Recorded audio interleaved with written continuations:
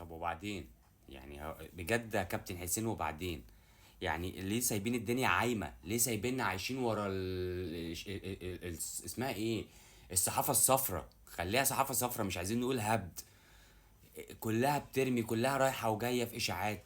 زيزو مشي، زيزو جه، زيزو راح، زيزو نزل، بن شرقي راجع، بتذكر ليه ما حدش بيطلع يكلمنا؟ ليه ما حدش انتوا جايبين متحدث رسمي ليه؟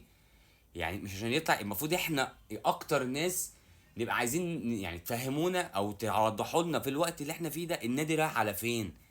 في صفقات ولا مفيش؟ ايه استعدادكم لماتش السوبر؟ بتعملوا ايه؟ ليه سايبيننا رايحين جايين ورا الاشاعات؟ ورا ده يقول معرفش مين، والبرنامج ده اصل قاعد بيتكلم بجايب صحفيين وكل واحد يهبد له هبدايه، وفي الاخر كله فيك. ده معرفش مين جاي بكره، ده مين رايح الصبح، ده معرفش إيه.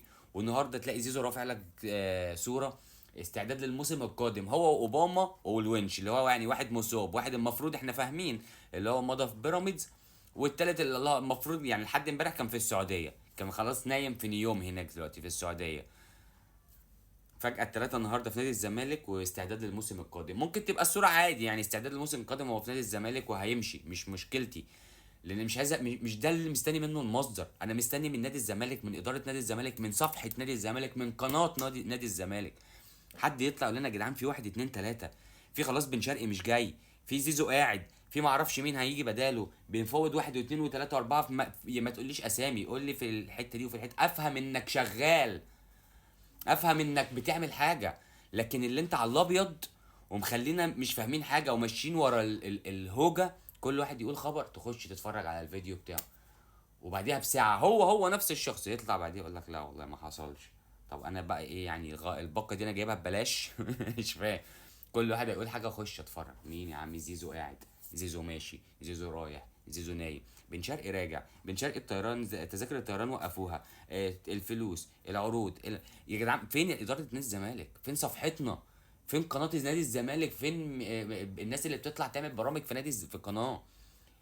مين جاي ومين رايح؟ فين المتحدث الرسمي يعني ليه متحدث رسمي وما بيكلمناش؟ بيكلم مين يعني؟ هو متحدث رسمي اللي يوجه الكلام لمين؟ لما جمهور الزمالك مش فاهم النادي امبارح رايح على فين، وبالمنظر اللي احنا شايفينه ده احنا شايفين الدنيا بتقع، لان انتوا مش مفهميننا حاجه. مش عايزين، يا عم اطلع قول لي، مش ما تقوليش اسامي، قول لي حتى نسبه. ده زيزو قاعد بنسبه 90%، بن شرقي راجع ب 50 ابقى فاهم اللي انت اصلا الناس دي تمام، انت بتتكلم معاه ورايح جاي معاه. لكن انت ممكن تفاجئني في الاخر اللي هو اصلا ما فيش كلام مع بن شرقي، والمصحف ممكن تطلع تلاقي في الاخر ما حدش اصلا كلم بن شرقي، وكل اللي بتسمعه ده هبد. زيزو هنقعد نجدد معاه، ممكن ما تلاقيش حد اصلا قاعد معايا من نادي الزمالك، احنا معناش فلوس وانت هتتبيع. اطلع قولوا يا عم انك هتبيعه، ومعيش فلوس هنبيعه. ريحونا، عرفونا انت بتفكر في ايه. اتمنى الناس كلها تعمل شير للفيديو ده، لازم يوصل لهم اللي احنا عايزين نفهم، عايزين نعرف النادي بتاعنا ده، واحنا لينا حق نفهم ونعرف.